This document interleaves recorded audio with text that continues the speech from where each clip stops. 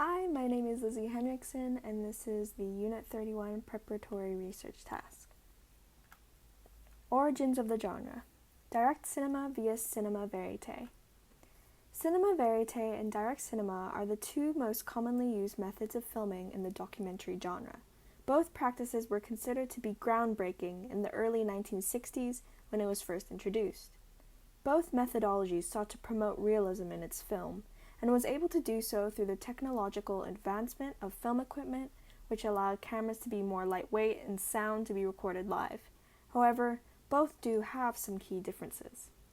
Direct cinema, most notably used and coined by the Maysles brothers, thought that the documentarian should be a passive observer, completely invisible to the participants. They believed in letting the story unfold organically, rather than staging or setting up something they wanted to shoot. While cinema verite, the direct translation being film truth in French, encouraged the filmmaker to be an active participant in the documentary. Unlike direct cinema, cinema verite can also involve a degree of stage setups as a means of provocation. This style of documentary was famously developed and widely known to be used by Jean Rouch. Albert and David Maysles were renowned for their direct cinema, and their most popular documentaries are as listed on the right. Salesman captures a rivalry of four salesmen and their struggles as they travel door to door to sell Bibles.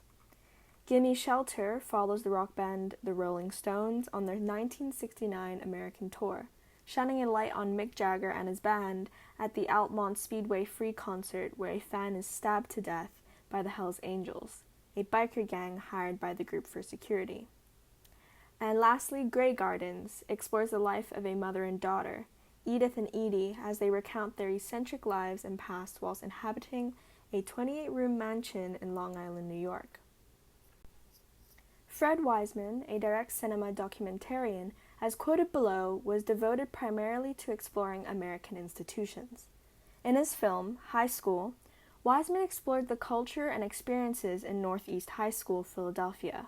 However, unlike documentaries of its kind, High School looked into the institution itself rather than the individuals in the school. Titicut centered around the lives of patients and inmates in Bridgewater State Hospital for the criminally insane. Robert Flaherty, on the other hand, focused on the theme of humanity against the elements, with his most famous documentary being Nanook of the North, which centered around an Eskimo community. One instance in particular of the style of direct cinema in this film was in the walrus hunt sequence. Flaherty told the Eskimos that they would have to give up if it interfered with the film, which they then agreed to wait for his signal, which is an example of a stage moment, one that wasn't natural. Jean Rouch, considered one of the forefathers of the cinema verite movement, created a documentary in which interviewing the average Parisian on the street was the premise. He asked simple, opening questions to begin, breaking the ice. However, as interviewees became more comfortable, topics such as politics and social issues were discussed. The film itself was self-aware and asked its participants to evaluate the truthfulness and reality of what they presented.